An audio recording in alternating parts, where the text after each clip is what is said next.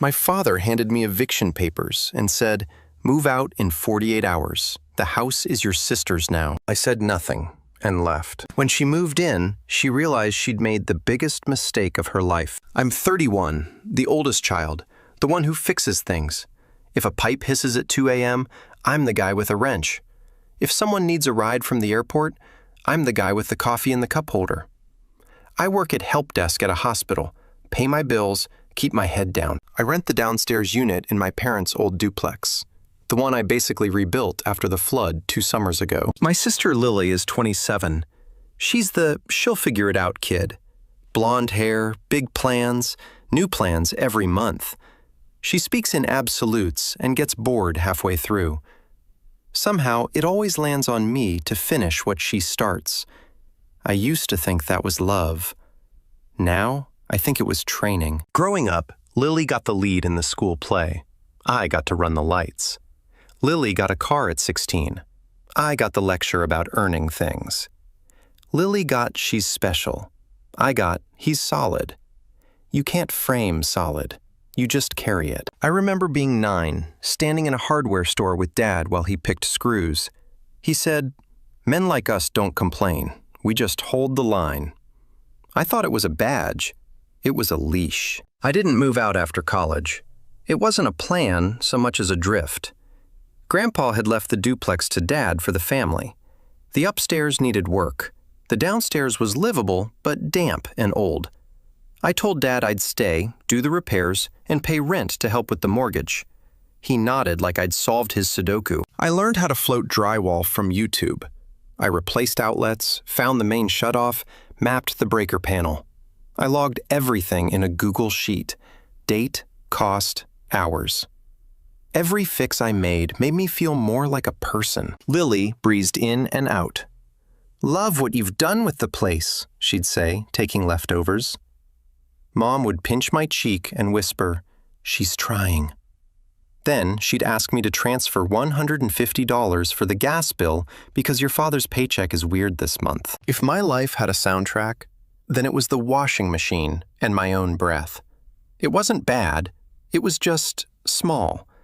I told myself, small is safe. On a Tuesday evening in May, I came upstairs to return Dad's socket wrench.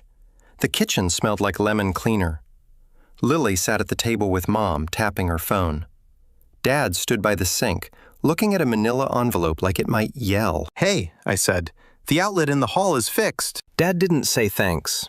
He looked at my hands, then my face, and cleared his throat. "Mark, sit." I sat.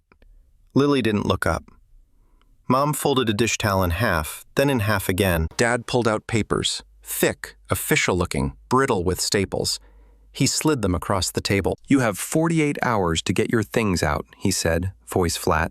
"Your sister owns this house now." The words hit like a cold glass of water down my back. Lily finally looked up and gave this amused, tight smile, like we were on a game show. "It's nothing personal," she said.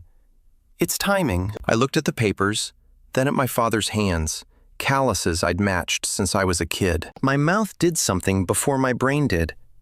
I smiled. I nodded. "Okay," I said. No one moved. In the silence, the fridge hummed. A drop of cleaner ran down the cabinet and made a wet comma on the floor. Mom whispered, "It'll be good for you to spread your wings." She said it like a quote she didn't believe. 48 hours, Dad repeated, like he'd practiced the line. I put the wrench on the table, careful, like it could break the room, and said nothing else. It didn't start with those papers. It started years before, when helping turned into funding. After college, I got a job and moved into the downstairs for $600 a month, family rent. Market rent was $1,200. I told myself I was lucky. At first, the money went straight to the mortgage. Then, little things started happening. Mom would call. "The tax bill came early. Can you float $300? I'll pay you back." Dad would text. "Roof guy needs a deposit." I put in $500 here, $900 there. I kept receipts. I thought I was being smart. Lily bounced around. Bartending, a marketing internship that was actually selling vitamins, a startup that paid in equity and pizza. She'd show up with a suitcase and say, "Can I crash for a couple weeks?" A couple weeks, became 3 months. "You're a saint," Mom would say to me while handing Lily a set of keys. I loaned Lily $1,200 once for car stuff. She said she'd pay me back next Friday. Then, after the wedding, "I'm working." Then, after my tax return comes in, I kept a note in my phone. Every time I opened that note, I felt small and annoying, so I stopped opening it. The duplex wasn't fancy, but I made it better. I put in new cabinets after the flood, when the old ones warped and smelled like old cereal. I called the city myself and fought a $600 abandoned trash fine that wasn't ours. I learned the names of the guys at the hardware store. I became the man who holds the line. Dad talked about legacy sometimes. He'd stare at the house and say, "This place keeps us together." I asked once, "So, what's the plan when you and Mom retire?" He said, "We'll figure it out." That answer made my stomach feel like a drawer that won't close. In February, Dad's friend died. After the funeral, Dad got quiet and practical. He started sorting papers. I noticed a new folder on his desk. Estate. Something in me sat up. I asked, "Everything okay?" He said, "Just getting ducks in a row." In March, Lily got engaged to a guy named Travis. He wore expensive shoes and said things like, "We're building a brand." At dinner, he took calls on speaker. Dad loved him. Mom said he's a go-getter. I watched him order 2 appetizers and not touch either, and my jaw hurt. April is when the money turned into leverage. The property insurance shot up by $1,300. Dad sent a group text. "Need everyone to contribute to keep the home and the family." Everyone was me. Lily sent a heart emoji. I sent $1,000 with a note. "This drains me." Dad replied, "You're a good son." We had our first real fight that month. Lily wanted the upstairs for wedding-themed content. She wanted the living room as a studio. She floated the idea of me moving to a storage room just for a bit. Mom said, "Be flexible, Mark." Dad said, "It's her time." I said, "It's my home too." No one heard that sentence. 2 weeks before the papers, Lily came to the basement door while I was patching a corner. She stood on the steps and said, "I swear, after the wedding, I'll be out. Travis has this plan." I asked, "What plan?" She said, "He's talking to investors." I said, "For a wedding?" She laughed. "You don't get it." The first trigger wasn't even the papers. It was a comment in the car. I was driving Mom to her appointment because Dad had to meet a notary. Mom stared out the window and said, "We always knew you'd be fine." I said nothing. She added, "Lily, she needs more." Like there was a pie, and my slice could stretch. The papers came after that. Deed transfer from Dad to Lily. Recorded last week. Eviction notice typed up by a paralegal friend. They timed it for a Tuesday because weekends are hectic. They called it clean. It felt like a push down the stairs. That night, I stared at my spreadsheet. $14,870 in materials across 4 years. About 412 hours of labor, according to my bad estimates. Rent paid on time every month for 61 months. I scrolled and felt nothing. Then I thought about the house like a person. I'd been feeding it, dressing it, keeping it warm, and now it wasn't mine to enter. I called Dad. He didn't pick up. I texted Lily. "Can we talk tomorrow?" She replied instantly. "Busy. It's done." Travis followed up with a thumbs up. I didn't sleep. I made coffee and canceled my Netflix like a person packing for a trip. I took a photo of the hallway I painted. I ran my hand along the new post I sanded. It was smooth. For a second, I felt proud, then foolish, then angry, then weirdly calm. In the morning, Dad knocked and opened the door like he always did. "We'll help you pack," he said, like I'd asked. I said, "Don't touch my things." He blinked, surprised. I'd drawn a line on the floor. Then he nodded and left, and the clock started. The family meeting happened on Saturday. Lily wanted a moment before she and Travis took possession. She said those words with a straight face. Mom made lemon bars. Dad put on the polo he wears to serious chats. I wore my work hoodie with drywall dust in the seams. It felt like armor. We gathered in the living room I'd painted twice.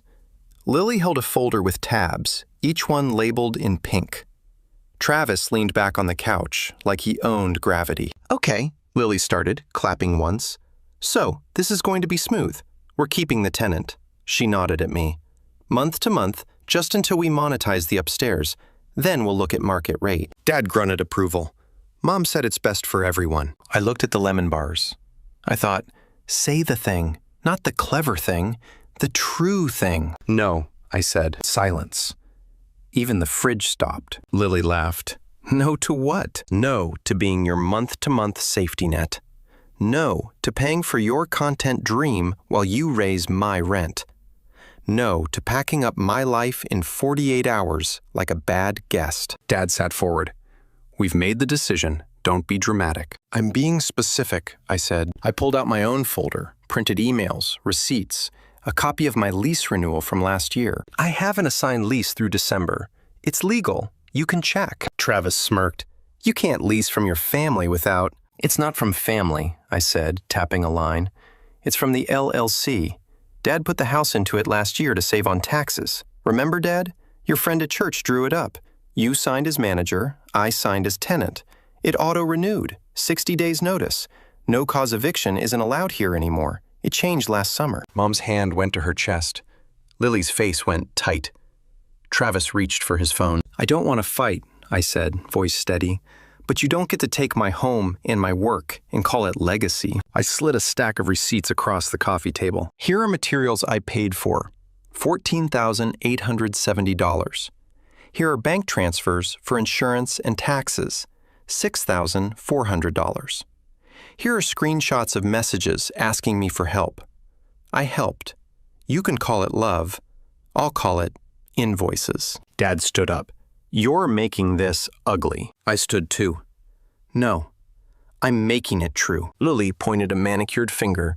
You're trying to punish me because Dad chose me for the deed. You always resented me. This is revenge. This isn't about revenge, I said, and it came out calm and low. This is about closure. I let the words sit there. You're adults. Make your choices, but you don't get my silence anymore. My line is here. I'm not your backup plan. I'm not your bank. I'm not your free superintendent. Travis started to talk about liability exposure. I held up a hand. If you want me out, follow the law. If you want to talk, talk in writing. No more hallway decisions. Dad's voice came back hard. You ungrateful. After all, I said quietly, and he stopped like I'd pressed a button. Mom whispered, Mark, please. I looked at her, and my throat hurt.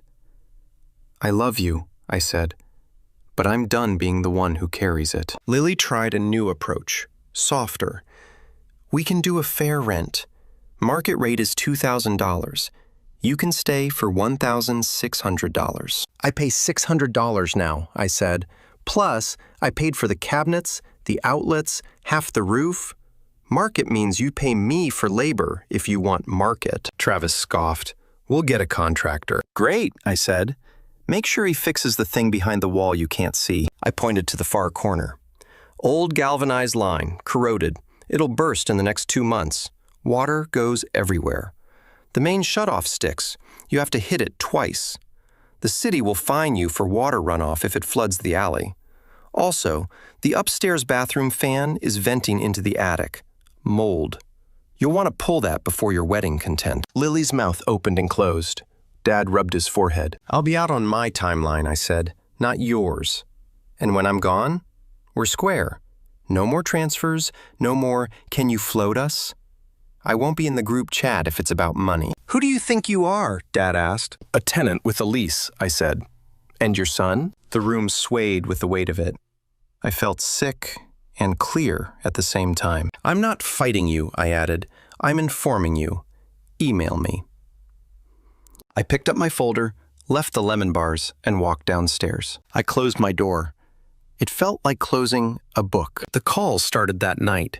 9 missed calls from Dad, 5 from Mom, 3 from Lily, 1 from a number I didn't know, Travis's lawyer friend. I put my phone face down and washed dishes slowly, like I had all the time in the world. At 8:12 p.m., Lily texted, "Okay, we're willing to give you until end of June. New rent, $1,600 starting June 1st. I didn't reply. At 8:40 p.m., Dad texted, "We do not want to go to court. Be reasonable." Then, "You are breaking your mother's heart." Then, "Where is the garage door opener?" I placed the opener on the counter and took a photo for my records. The next morning, I forwarded my lease to Lily and Dad with a short note. As discussed, I'll vacate by July 31st. Rent remains per lease, $600. Communications in writing. My hand shook. My voice in the email did not. The clock kept ticking, but it belonged to me now. I made a moving budget. Truck, $140. Deposit for a new place, $1,200. First month's rent, $1,200. If I could find something small and clean. I listed my couch on Facebook for $80. A guy named Ben picked it up in a truck and said, "Heavy." I said, "Yeah." On Wednesday, the city inspector came for the annual rental check. I let him in. He looked around with a clipboard and said, "You've kept it nice." He failed the property for the upstairs bath fan and a loose handrail. He left a yellow paper taped to the door. 15 days to fix. 10 minutes later, a bang upstairs. Lily's voice threw the floor. "What is this?" Then Travis. "It's a minor thing." Then Dad. "It's always something." At noon, I got an email from Lily. "We need you to meet the inspector next week for a recheck, since you know the systems." I replied, "I won't be handling maintenance. Please contact the contractor." 2 minutes later. "But you live there," I typed. Being close is not the same as being responsible. Money messages stacked like plates. "Mom, could you spot us $350 for the water bill? We'll send it back Friday." She'd used that Friday before. I wrote, "I can't." I stared at those 2 words for a long time. They kept me up that night and then, oddly, helped me sleep the next Friday. I toured a studio above a barber shop. The landlord was a tired woman named Patrice, who said, "It's not the Ritz, but it's quiet after 7. The windows faced a brick wall. It smelled like pine cleaner and warm dust. It was $1,100. I said, "I'll take it." I put down the deposit with hands that felt too big. Back at the duplex, Lily and Travis showed up with a contractor in gray shorts. I heard them doing owner voice. "We want an open concept here," Lily said upstairs. "You can't say that to a century-old duplex and expect it to thank you." At 3:17 p.m., the contractor knocked on my door. "You Mark?" he asked. I nodded. "Where's the main?" I showed him. He tried the valve. It stuck. "Huh," he said. He hit it once, twice, and it went. Water shuddered the pipes. He looked at me. I looked at the timing like a person watching a storm form. Saturday night, a water hammer bang echoed, and then the ceiling over the upstairs hall bubbled. The corroded line blew, white water, loud, angry. I ran up with towels out of habit, then stopped. I dialed Lily. "Shut off the main," I said. "The valve in the closet. Hit it twice." She screamed for Travis. Travis yelled the wrong closet. Dad cursed. Mom cried. I stood still in my doorway, listening to it all land. A minute later, silence. Then sobbing. Then Dad's voice in the stairwell. "Mark." It wasn't the command voice. It was the boy voice. "Please." I walked up slow. Water pooled. The fresh owner-contractor stood on a chair and looked at the ruined plaster like it had betrayed him. Lily stood with mascara smudges. "You knew," she said. Not a question. "I told you Wednesday," I said, "and last month, and last year." Travis looked at the inspector's yellow paper. "This doesn't even mention this," he said, like he'd found a loop. Dad sat on the bottom step with his head in his hands. I helped them move soaked boxes because I didn't want family photos ruined. I did it without saying, "I told you so." I did it because it was decent. Monday, Lily sent a 500-word email asking me to oversee the repairs this month, since you know the vendors.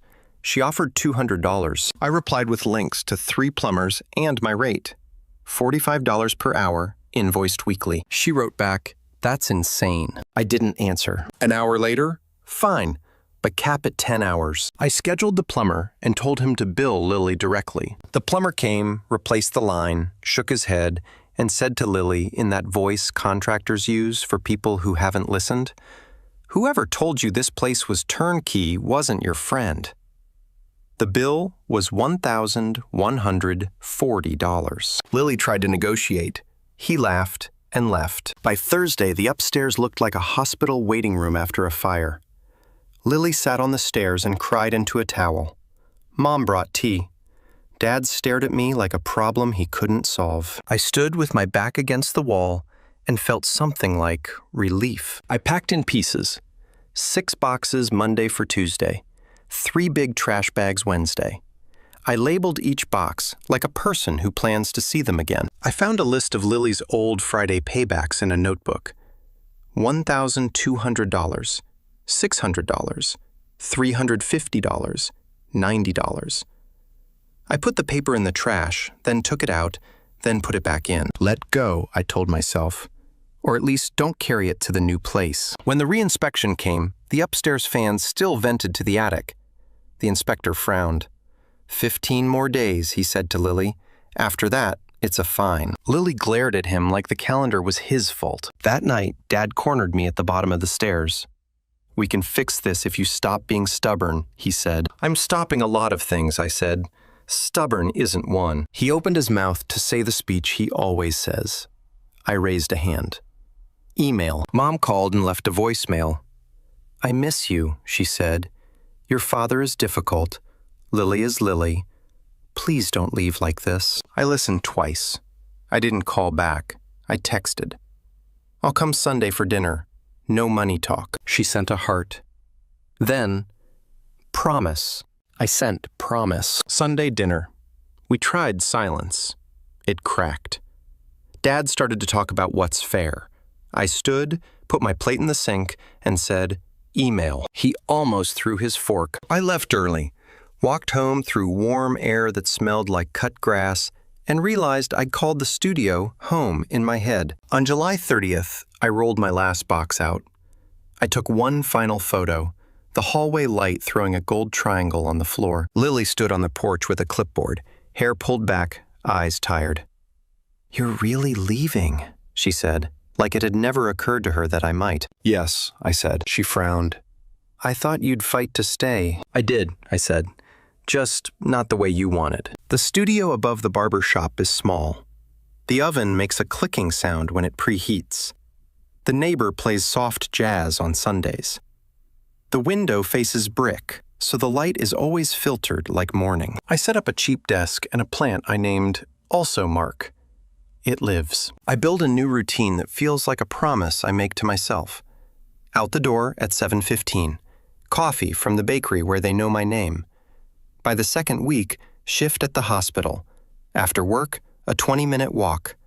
Sometimes I read, sometimes I fix nothing. The first week, I counted the missed calls. 27. Then it went down. 12. Then 4. Now it's one every few days from Mom. A photo of a casserole, a picture of the cat.